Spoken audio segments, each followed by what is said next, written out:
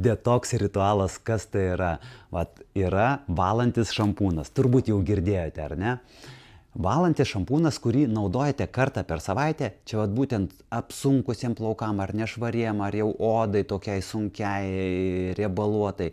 Tai kartą per savaitę verta padaryti detokso ritualą. Kas tai yra? Tas ritualas yra ne tik plaukam, bet ir galvos odai. Tai yra pirma, tai yra šampūnas.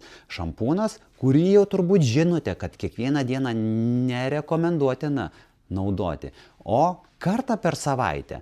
Ir irgi priklausomai, jeigu labai plaukai yra apsunkę, ar ne, nuo visko, po kelionių ar po dar kažko, būna taip kartais.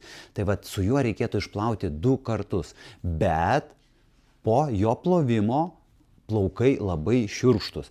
Taip jisai išsivalo, bet plaukai būna tokie šiurkštoki, jau švarus.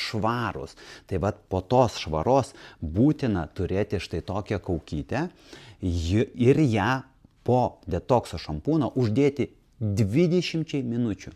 Nepatikėsite, bet plaukai taip gerai atsigauna, švarus efektas ir primaitinti plaukai.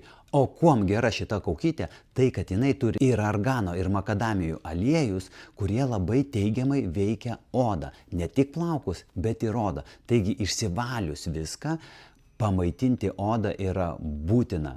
Dėkoju.